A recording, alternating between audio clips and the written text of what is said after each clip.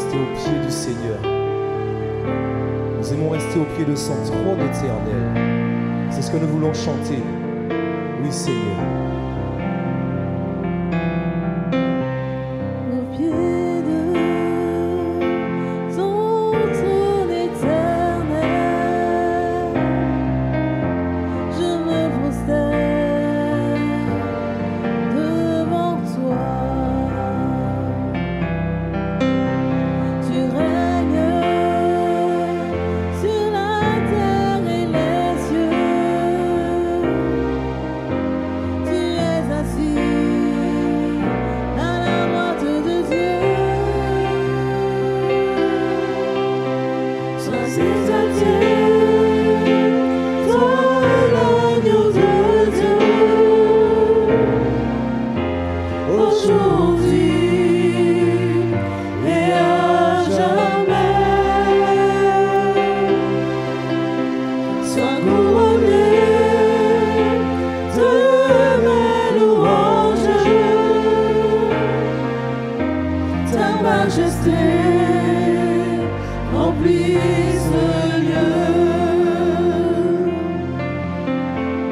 Au pied de ton trône éternel,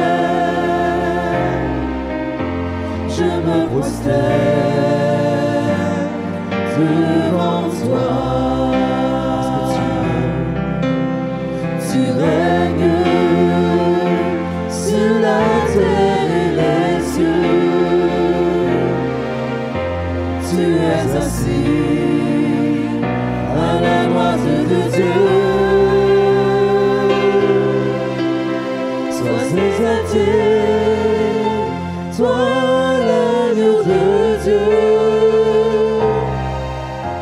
aujourd'hui et à jamais. Sois couronné de mes louanges, ta majesté remplit ce Encore une lieu. fois, au pied de ton trône éternel. Au pied de ton trône éternel, c'est là que nous voulons rester.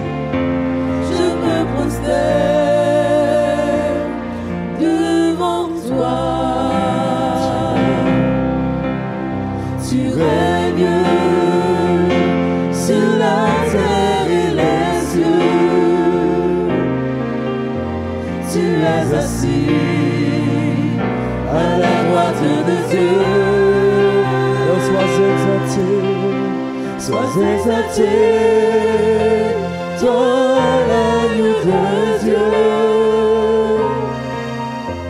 aujourd'hui et à jamais.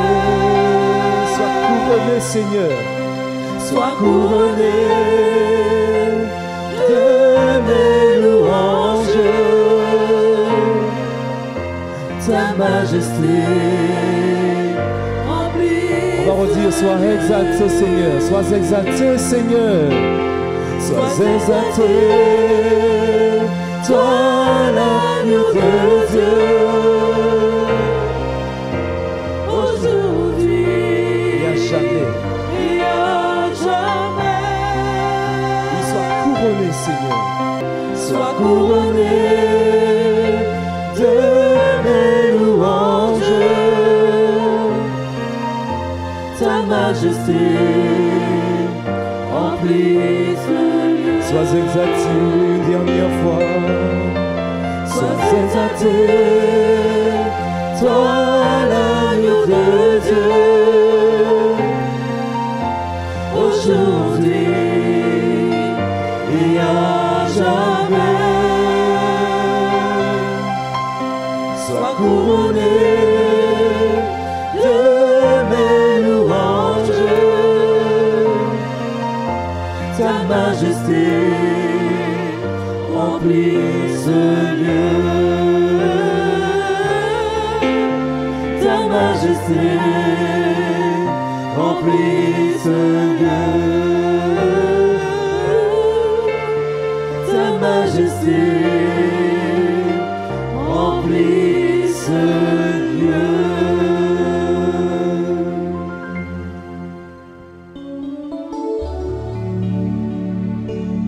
Nous voulons continuer ces moments en disant à notre Seigneur combien nous aimons sa présence. Si nous aimons le louer, c'est parce que nous aimons sa personne et nous voulons lui dire, Seigneur, j'aime ta présence.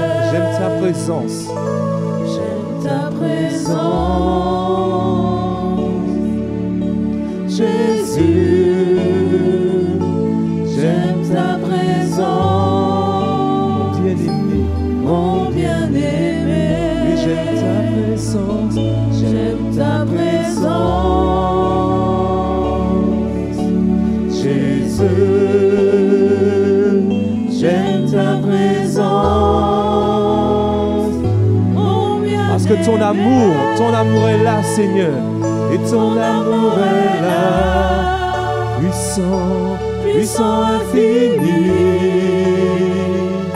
Ton amour est là, guérissant ma vie, et ton amour est là, coulant de la gloire. Ton amour est là. Et ton esprit est là, et ton esprit est là, et ton esprit est là, Saint libérateur, ton esprit est là, libérant mon cœur, et ton esprit est là, et ton esprit est là, répandu sur terre. Ton esprit est là, révélant le Père. La musique continue. Oui, Seigneur, nous aimons ta présence, Seigneur. Nous aimons être à tes côtés, Seigneur. Parce que ton esprit est là, Seigneur. Parce que ton amour est là, Seigneur.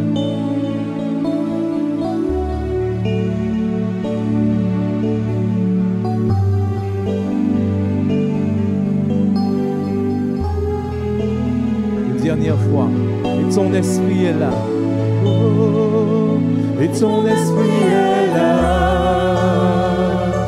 Saint libérateur, ton esprit est là, libérant mon cœur. et ton esprit est là, Répandu sur terre, ton esprit est là, révélant le Père.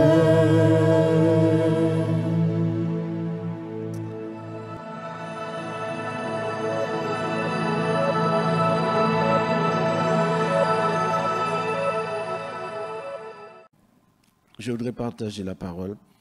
Nous sommes toujours dans ce thème, suivre Jésus, le Seigneur et le Maître, car il n'y a pas meilleur chemin que Jésus.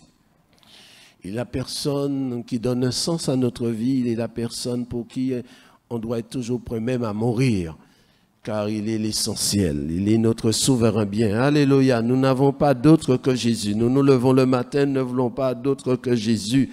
Qu'importe ce qui se fait dans le monde, quand on a Jésus, alors notre vie est en sécurité. Amen. Il est celui sur qui nous pouvons toujours compter. C'est ce que nous voulons voir ce matin. Que la parole du Seigneur soit bénie. Merci pour la technique. Merci pour Sylvain et les autres. Et que le Seigneur nous bénisse ensemble. Luc chapitre 4, verset 27. C'est le Seigneur Jésus, alors qu'il commence son œuvre, son ministère parmi les hommes, parmi son peuple, qui s'est exprimé avec cette parole de cette manière. Prenons un exemple parmi tant d'autres, il dira ceci. Luc chapitre 4, verset 27. Il y avait aussi plusieurs lépreux en Israël, du temps d'Élisée, le prophète.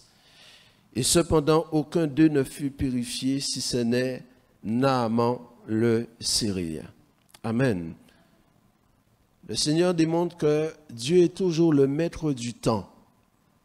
Il parle ici du temps d'Élisée. Juste avant, on ne l'a pas lu et vous pourriez trouver votre plaisir, votre délice à lire l'ensemble. Il parlait du temps d'Élie. Et on peut parler du temps d'Abraham, du temps de Moïse. Le temps d'Élie n'était pas un temps très heureux pour tous.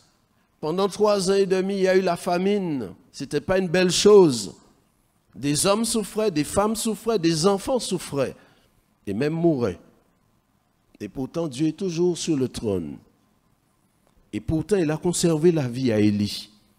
Il y a eu le temps d'Élisée, il y avait des malades, des lépreux. Des gens mouraient de leur maladie. Élisée n'est pas mort. Et Dieu a démontré qu'il est capable de guérir. Il reste celui qui guérit. Amen. Nous sommes invités aujourd'hui, comme toujours, à ne pas passer à côté de l'essentiel. À côté de la grâce qui nous est offerte. La grâce qui nous est réservée.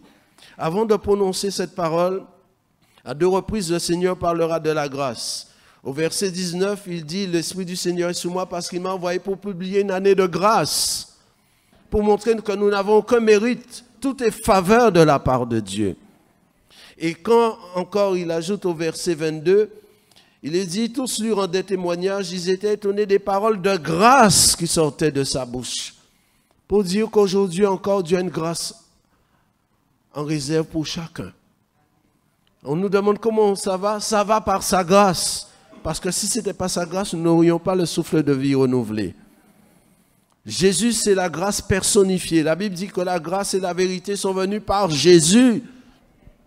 Et donc, ce matin encore, hier n'est plus, demain n'est pas encore là. C'est un merveilleux instant, c'est un merveilleux jour où je peux embrasser la grâce du Seigneur. Je ne veux pas partir sans recevoir la grâce que tu as pour moi en réserve. Que le nom du Seigneur soit béni. Amen. Mais ces hommes qui entendaient cela, ils regardaient à l'apparence. Peut-être ils étaient préoccupés par les distractions de leur génération, de leur temps. La grâce est au milieu d'eux.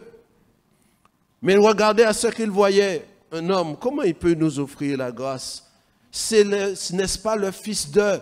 C'est un tel qui fut le grand-père de son grand-père. Et ils n'ont pas su. Au contraire, lorsque le Seigneur a parlé ainsi, il fut rempli de colère. Et il voulait le détruire. Il voulait le tuer. Béni soit Dieu pour nous de ceux qui ne l'ont pas tué. Parce que s'il l'avait tué, que serions-nous devenus? Ce qui veut dire que s'il voulait le tuer, c'est un projet diabolique, un projet meurtrier. Béni soit Dieu, le Seigneur a vaincu le diable. Et il n'a pas permis que ce projet réussisse. Et aujourd'hui, nous sommes contents d'adorer et de dire, Seigneur, tu es mon souverain bien, tu es mon héros et je suis heureux de croire en toi. Alléluia. Le Seigneur est venu au milieu d'eux pour leur dire, Dieu vous tend la main, Dieu vous offre sa grâce. Mais ils sont restés avec un cœur méchant, dur, comme si la vie leur appartenait, comme si après cette vie, il n'y a rien. Le Seigneur est venu leur dire, pendant que vous êtes vivants, c'est un privilège, il y a une éternité, on n'est pas là pour l'éternité sur terre. Avec la mort, la vie ne cesse pas. Pensez à cela pour que vous puissiez être heureux pour toujours. On se montre homme, on a des paroles méchantes, on a un caractère difficile, on peut être arrogant. Alors arrêtons-nous un instant sur cet exemple pris par le Seigneur. Des siècles après, il parle de Naaman, il parle d'Élisée. Naaman fut guéri à travers du ministère d'Élisée. Des siècles après. Comment cela a-t-il pu se faire? Que s'est-il passé ce jour-là? Nous retrouvons ce récit dans le 2e livre des Rois, chapitre 5, à partir du verset 1er. 2 Rois 5, verset 1er au verset 4. Naaman, le chef de l'armée du roi de Syrie, jouissait de la faveur de son maître et d'une grande considération, car c'était par lui que l'Éternel avait délivré les Syriens. Mais cet homme fort et vaillant était lépreux. Or, les Syriens étaient sortis par troupes et ils avaient emmené captive une petite fille du pays d'Israël qui était au service de la femme de Naaman. Et elle dit à sa maîtresse, « Oh, si mon Seigneur était auprès du prophète qui est à Samarie, le prophète le guérirait de sa lèpre. » Naaman alla dire à son maître, au roi, « La jeune fille du pays d'Israël a parlé de telle et telle manière. Amen. » À travers l'exemple de cette jeune fille que le Seigneur va mentionner des siècles après. Cette jeune fille qui a sans doute grandi, qui a vécu et puis qui est morte. Mais plusieurs siècles après, le Seigneur parle de cela, sans mentionner directement cette jeune fille. Mais nous comprenons que si Naaman a été guéri, c'est qu'il y a eu un instrument entre les mains de Dieu. Et quel instrument? Une petite fille, première chose. Une petite fille du pays d'Israël. Elle est petite. Elle est petite. 1 Corinthiens 27 nous dit que Dieu se sert des choses petites, des choses folles, des choses méprisables pour se glorifier, pour confondre. 1 Corinthiens 1, 27. C'est le choix de Dieu. Il est souverain. À travers ce moment, nous apprenons à réaliser que Dieu reste souverain, que nous avons besoin chaque jour de notre vie de nous soumettre à sa souveraineté. Souverain veut dire qu'il fait comme il veut, avec qui il veut. Même si ça nous dérange, parce que c'est sa volonté seule qui est bonne, agréable et parfaite. Une petite. Qu'importe ce que les gens disent de nous, qu'importe ce qu'on est aux yeux des autres, ce qui est important, c'est ce que nous sommes aux yeux de Dieu. On peut se dire, oui, mais je suis petit de taille. Ce n'est pas un problème pour Dieu.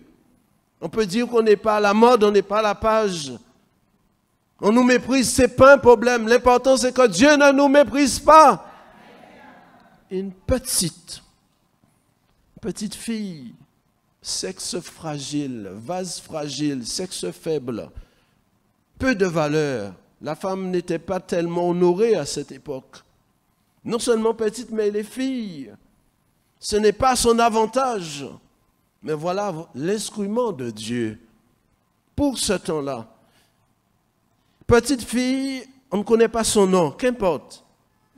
Mais elle est du pays d'Israël. Elle appartient à un peuple. Un peuple qui a un témoignage, un peuple qui a un héritage. Israël, son nom, il le doit à Dieu. Et ce qui veut dire qu'aujourd'hui encore, c'est le même Israël qui a existé en ce temps-là. Et ce même Israël dont le Seigneur a les yeux dessus. Et qu'importe les pressions, les revendications, les menaces des hommes, Dieu est capable de sortir Israël de tout mauvais péril. C'est pourquoi nous sommes invités à bénir Israël et bénir Jérusalem. Israël, un peuple. Par conséquent, cette jeune fille, on ne connaît même pas son nom, mais elle sait à qui elle appartient. Elle a une identité. Et nous devons savoir et nous dire chaque jour, je sais à qui j'appartiens. J'appartiens à Jésus. Je sais qui je suis. Donc, peu importe le lieu où je peux me trouver, ce n'est pas un problème. Parce que si je puis être quelque part, Dieu aussi peut être là. Cette jeune fille du pays d'Israël était captive. On l'avait emmenée. Elle était déracinée. Elle n'avait pas choisi de prendre un bateau pour traverser les eaux.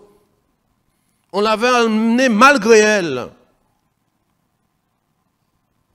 Mais si on l'avait séparée de son pays, il y a une chose qui n'était pas sortie de son cœur, c'est le témoignage de la fidélité de Dieu.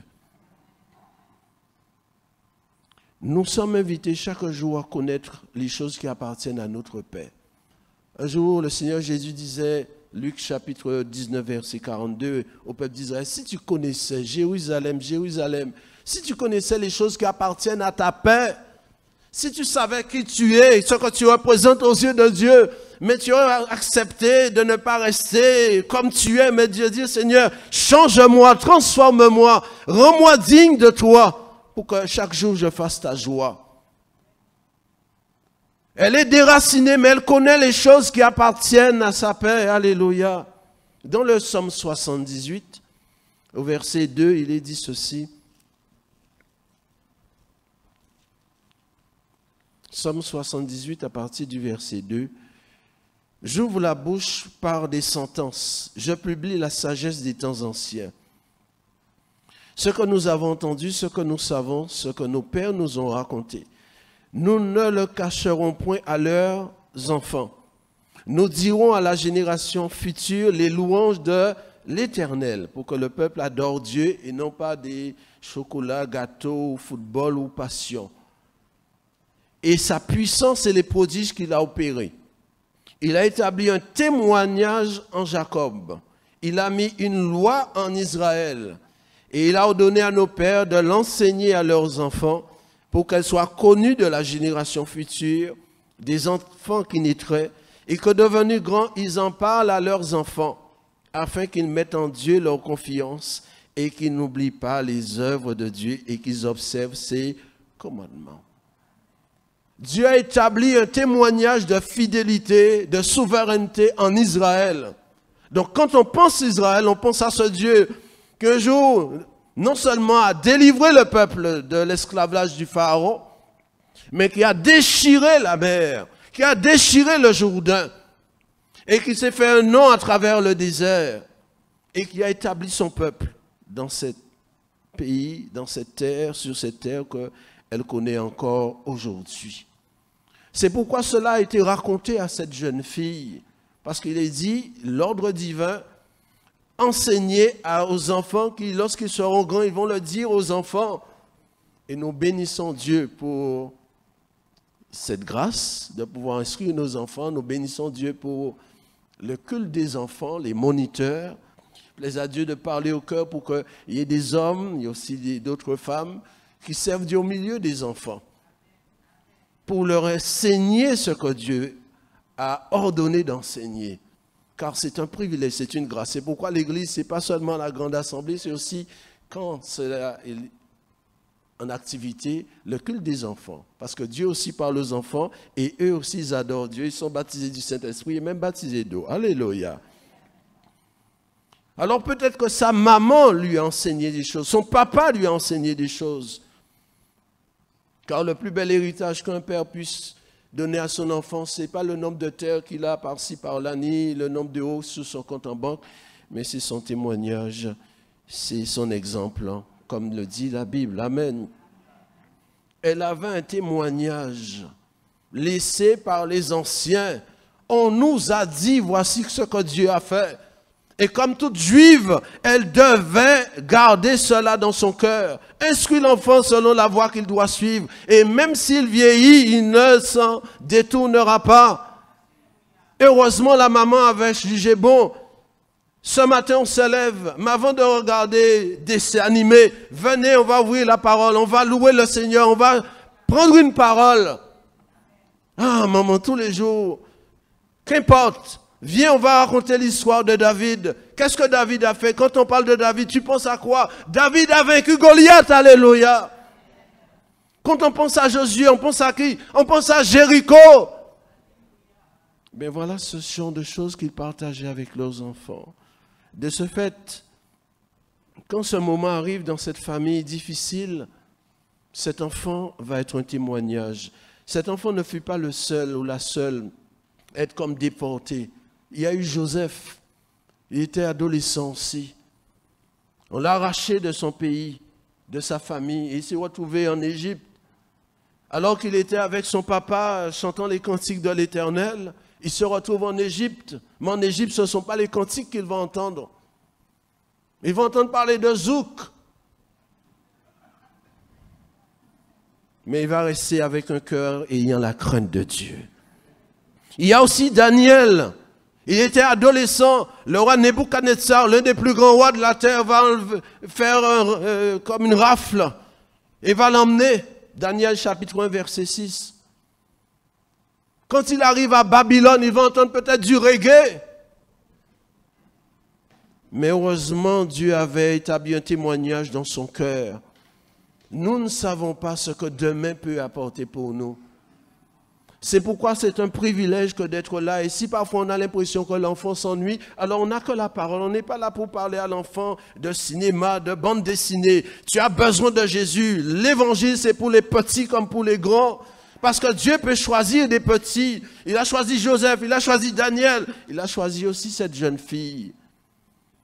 Dieu nous donne une parole dans le livre de l'Apocalypse au chapitre 2, verset 10.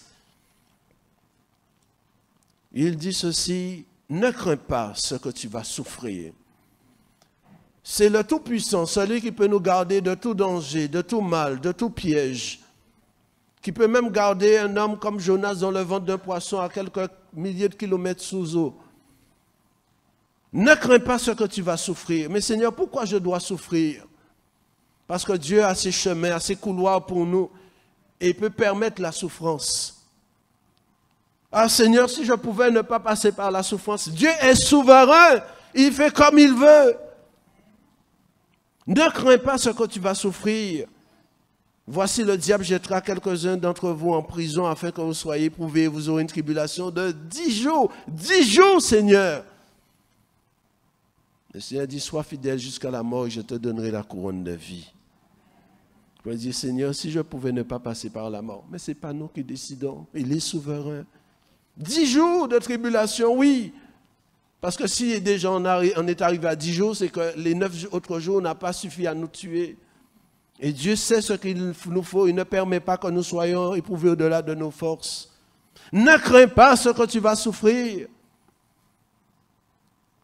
Le Seigneur est venu pour que la peur soit bannie de nos cœurs, même face à la souffrance.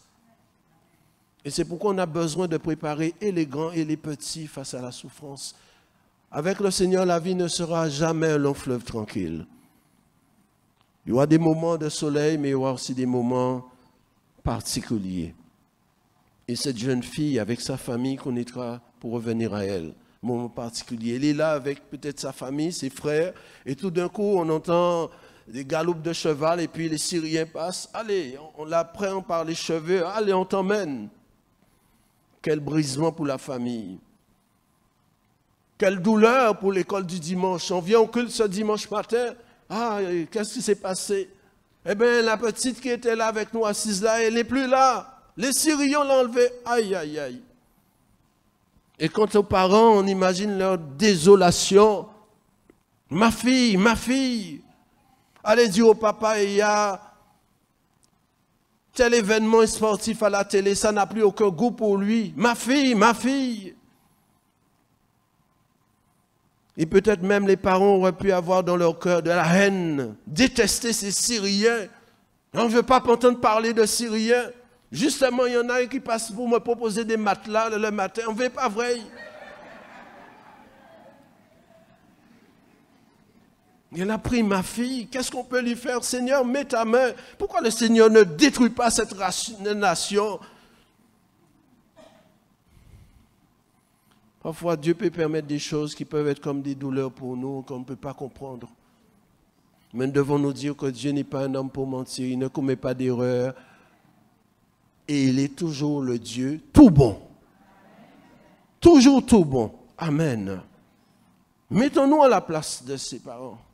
Moi qui suis papa poule, on me dit, ma fille est enlevée, mais on se dit, viens, on va lire la Bible. Oui, on veut la lire, mais on pense à ma fille. Quel désespoir. Alors on va jeûner, on va prier. Seigneur, étends ta main, tu es capable de faire des miracles. Oui, il peut faire des miracles. Je crois qu'avec toi, tout est possible. Oui, c'est vrai. Si on ne m'a pas dit qu'on l'a enterrée, alors je veux toujours continuer à croire qu'un jour je la verrai. Pendant ce temps-là, alors que les parents ne savent pas ce qui se trame, je reviens à 2 Rois 4, verset 3. Cette jeune fille, elle est vivante encore. Curieusement, elle a été emmenée dans la maison de Naaman, qui est le chef. Et elle est au service de la femme de Naaman, la maîtresse. Et elle va dire à sa maîtresse, « Oh, si mon Seigneur était auprès du prophète qui est à Samarie, le prophète le guérirait de sa lèpre. » C'est une jeune fille, elle croit. Elle croit. Dieu a établi un témoignage en Israël pour que les enfants d'Israël puissent mettre leur confiance en Dieu. C'est ce que nous avons lu dans le psaume 78. Dieu est digne de notre confiance. Notre monnaie d'échange avec Dieu, c'est la foi. S'il y a de l'incrédulité, on n'est pas agréable à Dieu. La foi. Pourquoi je dis la foi? 2 Corinthiens 4,13, elle ouvre sa bouche. Je crois, c'est pourquoi j'ai parlé. Elle ouvre sa bouche. Elle est esclave, on l'a enlevée, elle est déracinée. Elle est esclave d'une femme. Et sans doute la dame va lui dire, ben aujourd'hui c'est toi qui fais la vaisselle. Aujourd'hui c'est toi qui vas donner à manger au cochon, une juive. Elle s'incline. Elle ne va pas bouder. Elle ne va pas murmurer. Elle va parler à sa maîtresse. Oh si mon Seigneur, quel langage de douceur. Oh si mon Seigneur. Il y a un respect de la part de cette jeune fille à l'endroit de Naaman. Et pas si c'est méchant, elle n'est pas méprisante. Et c'est pourquoi nous sommes invités, nous aussi, à avoir des paroles qui honorent les autres. Naaman, c'est un païen, un incirconcis. Elle ne dit pas, c'est un circoncis. Aussi, mon Seigneur. Naaman l'a enlevé, l'a éloigné de sa famille, l'a séparé de sa famille. Quelle seigneurie on peut trouver chez Naaman? Et pourtant, elle regarde cet homme comme digne de tout respect. Elle a un langage doux. Elle n'a pas laissé l'amertume remplir son cœur, son âme, son esprit. Car l'amertume, c'est comme un poison. Hébreux chapitre 12, verset 15. La Bible dit que l'amertume a une racine. Ça veut dire que ça s'incruste profondément. Les siècles peuvent passer, les événements peuvent passer. Mais on ne veut pas oublier, on ne veut pas pardonner. Et on ne veut pas changer. Qu'il n'y ait aucune racine d'amertume dans le cœur, ça va produire du trouble. Ça ne va pas faire. C'est comme un poison. On ne veut pas boire du poison parce qu'on va en envie d'être en bonne santé. Il n'y a pas que certaines boissons gazeuses qui sont comme du poison que quelquefois nous aimons boire, mais lorsqu'on entretient l'amertume, la rancœur, ce sont des choses perverses. Éphésiens chapitre 4, verset 29 nous dit ceci.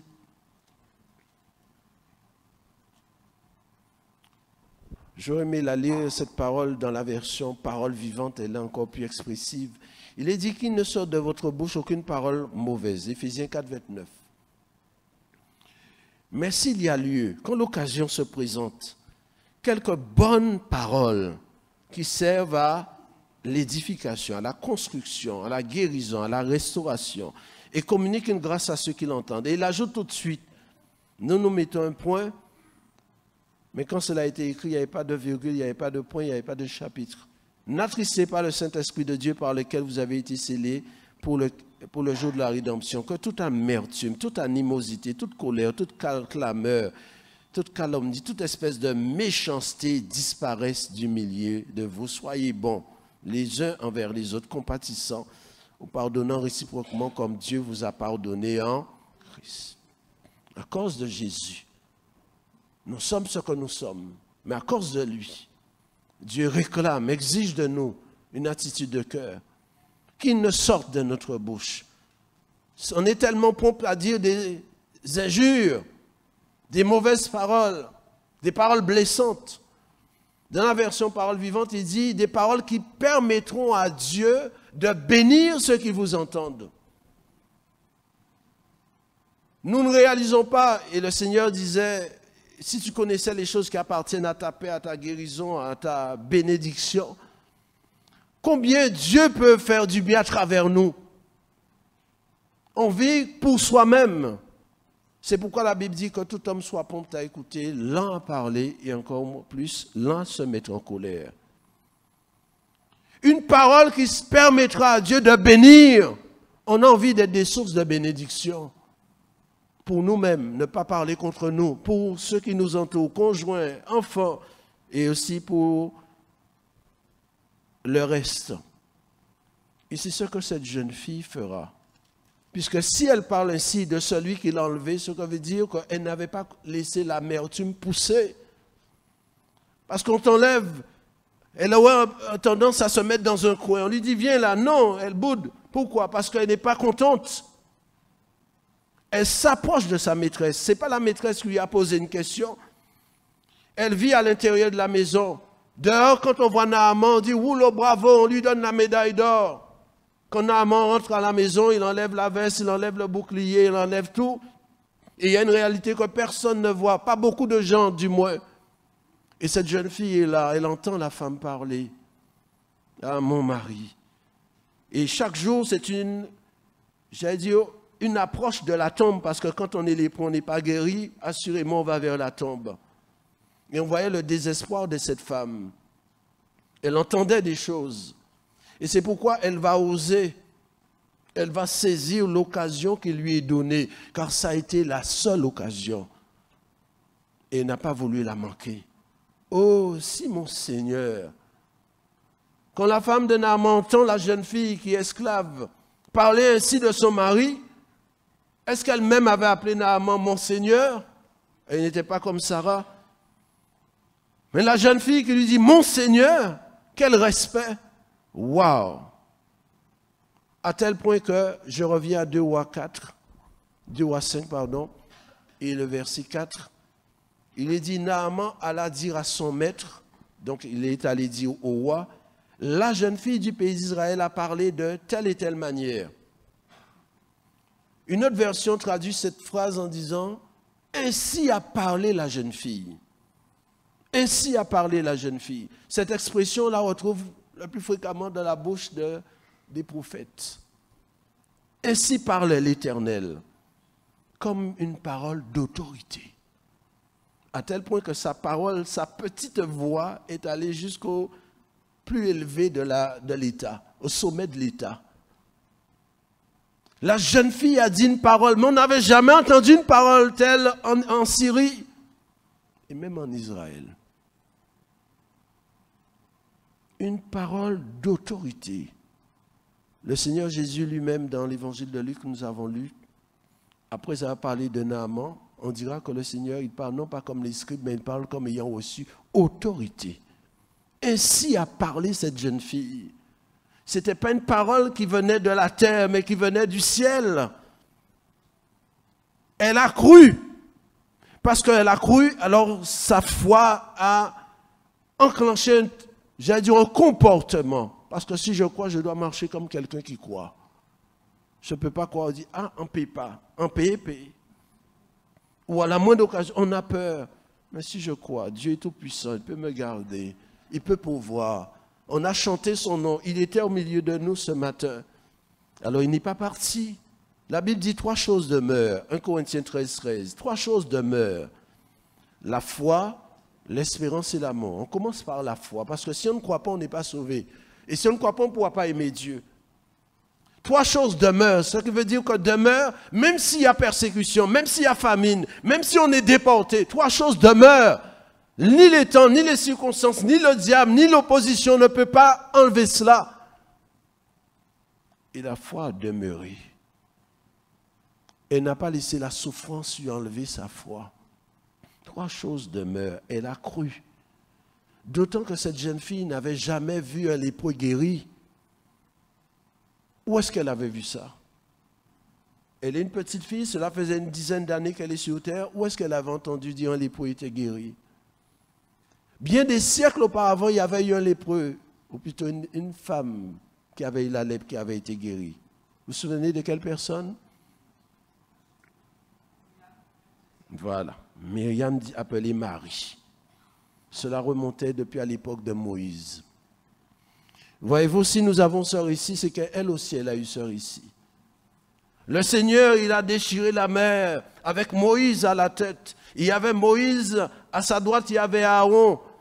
Il y avait aussi sa sœur qui s'appelait Marie. Elle chantait des cantiques. Mais un jour, elle a fait quelque chose de mal. Elle a dit du mal de son grand frère. Et Dieu l'a sanctionné. Ah bon? Oui, Dieu l'a frappée de lèpre. Et après 7 jours, elle a été guérie. Ah, eh bien, béni soit Dieu. Il s'est châtié et il sait nous guérir. Waouh! Raconte-moi encore une histoire comme cela. Ben, c'est la seule personne dont je connais qui a été guérie. Et c'est pourquoi cette jeune fille, quand on l'enlève, elle voit cet homme lépreux. Elle dit à sa maîtresse, si mon Seigneur était à Samarie, elle ne dit pas peut-être que l'Éternel ferait quelque chose pour lui. Le prophète le guérirait. Alors qu'Élisée, le prophète, n'avait jamais guéri de lépreux. Autrement dit, elle engage Dieu. Bien plus qu'engager, elle honore Dieu. Et Dieu honore la foi. Alléluia. Le Seigneur Jésus a dit, heureux ceux qui n'ont pas vu et qui ont cru. Et effectivement, Naaman partira. Il s'approchera du prophète. Le prophète va lui dire, mais qui t'a envoyé? Qui dit on a guéri? Non, le prophète ne s'est même pas montré. Il lui a dit, va, fais ceci et tu seras guéri. Et quand Naaman fut guéri, la Bible dit que sa chair est devenue comme la chair d'une jeune enfant. Pour rappeler qui est-ce qui lui avait parlé? Une jeune petite fille. Jeune enfant, quand elle va voir sa chair, elle va se souvenir, la jeune fille avait parlé ainsi. La preuve, regarde ma chair. On ne lui a pas donné une chair de vieux, de personne âgée, mais on lui a donné une chair d'enfant.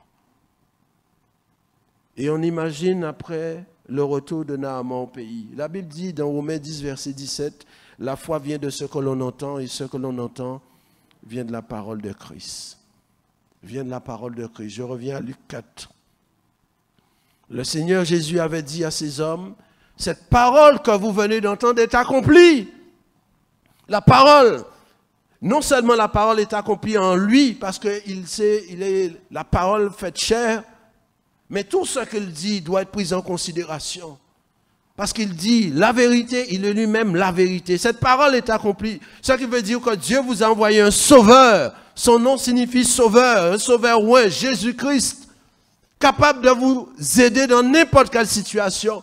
Capable de prendre soin de vous. De ce fait même, Dieu est venu tellement près qu'il s'est fait homme parmi les hommes. Cette parole est accomplie. Mais ce que le Christ a dit était pour une occasion de chute. Dans sa patrie, au milieu même de sa famille.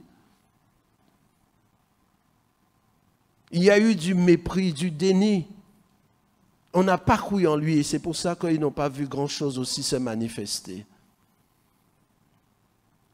Souvenons-nous, et je veux conclure, que c'est parce que l'homme, Genèse chapitre 3, verset 17, que l'homme n'a pas écouté la voix de Dieu, n'a pas pris Dieu au sérieux,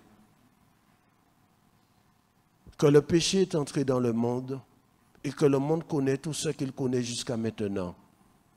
Violence, viol, méchanceté, attentat, crime, mensonge, guerre. On est soi-disant dans un monde moderne, mais qui manifeste la décadence due au péché. Les hommes veulent détruire d'autres, certains menacent d'autres.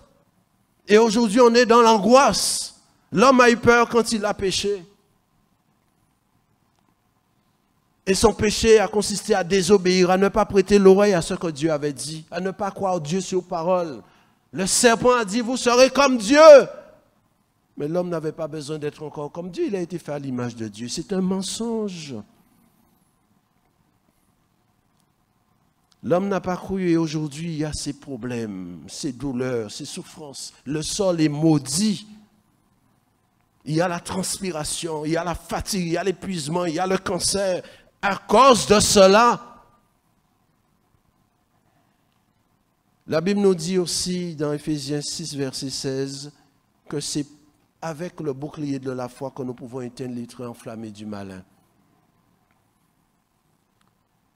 Et je l'ai dit, la foi vient de ce que l'on entend. Donc on a besoin de Christ et on a besoin d'entendre sa voix. On ne peut pas, sans sa vérité, venir à bout de le prince de ce monde. Celui qui veut régir ce monde, il s'appelle le diable. Et il veut contrôler nos gouvernants pour leur donner de faire ce que lui voudrait qu'ils fassent. Prenez le bouclier de la foi.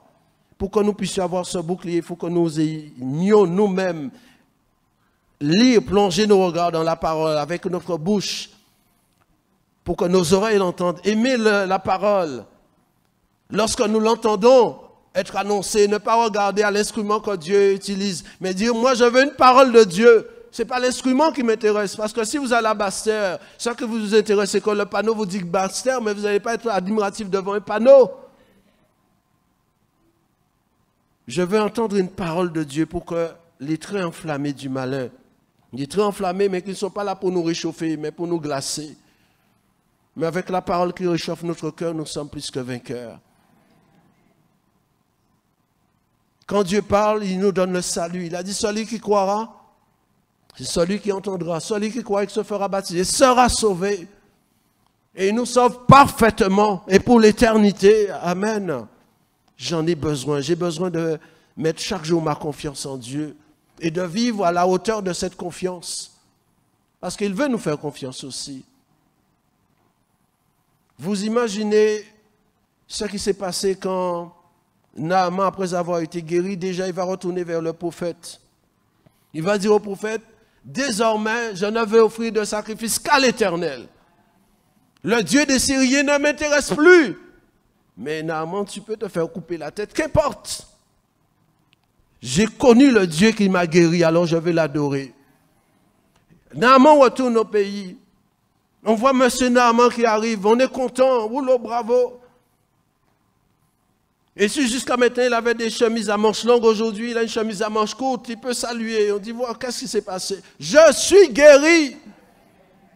Parce que Dieu est celui qui guérit encore aujourd'hui. Alors on est content de ce chef de l'armée. On dit, il ne va pas mourir, il va continuer à vivre, il sera là avec nous. Et Naaman, bien sûr, après les salutations du peuple, va rentrer chez lui, il va voir l'épouse qui vient l'accueillir sur le pas de la porte. Et derrière l'épouse, il y a une jeune fille. Eh bien, après avoir serré son épouse dans ses bras, il va dire, jeune fille, je te suis redevable de ma guérison. La jeune fille n'est pas surprise parce qu'elle avait une parole d'autorité. Le Seigneur le guérirait. Et comme elle a dit, c'est ce qui s'est passé. Jeune fille, qu'est-ce que je peux faire pour toi maintenant? Il y a un nouveau regard de Naaman quant à cette jeune fille. Elle inspire le respect parce qu'elle est du pays d'Israël et c'est d'Israël que j'ai connu la guérison. Est-ce que tu veux retourner chez toi ou rester avec nous? Mais la fille dit, oui, c'est bien bon d'être avec vous, mais j'ai maman, j'ai papa et j'ai mes frères et sœurs, j'aurais aimé être avec eux. Ah bon, t'emmène. Alors que les parents sont en train de dire, Seigneur, pourquoi tu ne détruis pas les Syriens? Tout d'un coup, quelqu'un frappe à la porte, C'est Naaman le Syrien, encore Syrien. Il agite le drapeau blanc. Et il entend l'enfant dire, papa, maman, notre fille. J'ai des choses à vous dire, à vous raconter. Mais d'abord, Naaman qui parle, pardon, je vous ai enlevé votre fille, mais elle a été pour moi une source de bénédiction. Alors je suis venu vous la rendre. Et la fille est contente. Ma fille, qu'est-ce qui s'est passé? Ben maman, ben je suis contente. J'ai vécu des moments particuliers avec Dieu. Et je désire encore plus m'engager, me consacrer, me donner au Seigneur. Ne pas me laisser prendre par les passions de la jeunesse. Mais me décider pour Jésus. Je veux de la parole, je veux lire, je veux prier, je veux aller avec toi au culte. Il y a jeûne et prière, je veux participer à ma manière, maman. Ça a été formidable. Ah Seigneur, tu es bon, tu es fidèle, tu es Dieu, tu es souverain, tu guéris, tu nous as ramenés. Nous qui n'espérions même pas la revoir vivante, elle est saine, elle est pleine de vie. Naaman l'a bien vêtue. En plus, Naaman amène des chars, des trésors pour eux. Voilà comme bénédiction pour toutes ces années, pour les intérêts de cette attitude envers votre famille. Toutes les années, elle est restée loin de vous. Mais je vous rends cela en espèces. Et la jeune fille, elle est contente. Et la famille, elle reçoit Naaman. On va manger ensemble. Oui, haricots rouges. Et...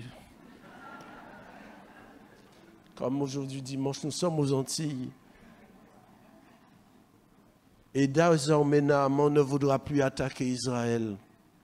Dieu est celui qui sait mettre fin aux hostilités. Dieu est celui qui peut arrêter les guerres. Alors, quand bien même des gens montreraient des dents longues, quand bien même des gens brandiraient des menaces d'armes nucléaires, tant que Dieu est au ciel, rien ne se fait sans sa souveraineté.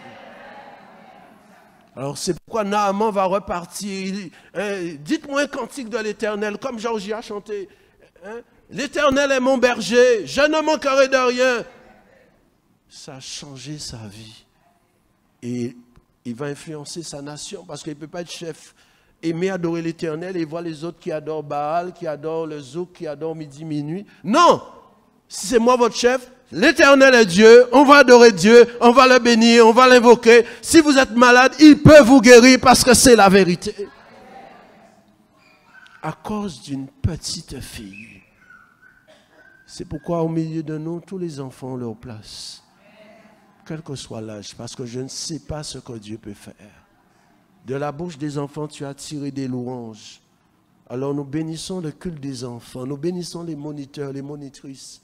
Et disons, Seigneur, si tu peux utiliser aussi une petite fille, et moi alors me voici à tes pieds. Je ne veux pas rester en arrière, c'est mon temps, c'est mon année de grâce. Je ne sais pas si dans 70 ans je serai encore sur terre, mais aujourd'hui je veux profiter pleinement. Je vais te dire, Seigneur, si tu as vécu cela avec cette jeune fille, nous sommes de la Pentecôte, la croix a été dressée, qu'est-ce que tu ne peux pas faire pour moi?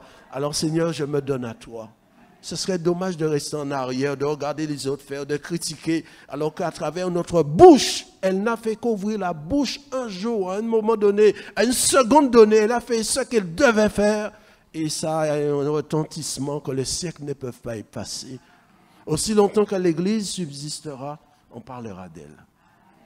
Quel privilège qu'elle a eu. Elle ne savait pas que, en connaissant cette souffrance, Dieu allait se glorifier d'une manière telle que l'ennemi serait confus et que l'Église serait bénie. Que son nom soit loué. Amen. Oui, tout pour toi, Seigneur. Toute la gloire pour toi, Seigneur. C'est ce que nous voulons dire encore ce matin, Seigneur. Non pas à nous, mais à ton nom, donne gloire encore ce matin.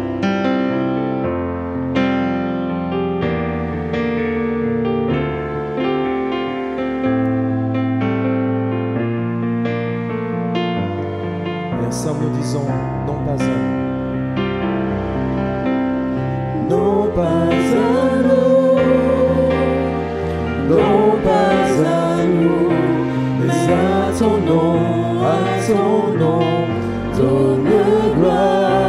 Non pas à nous, non pas à nous, non pas à nous, mais à ton nom, donne gloire. ta main, Seigneur. Ta main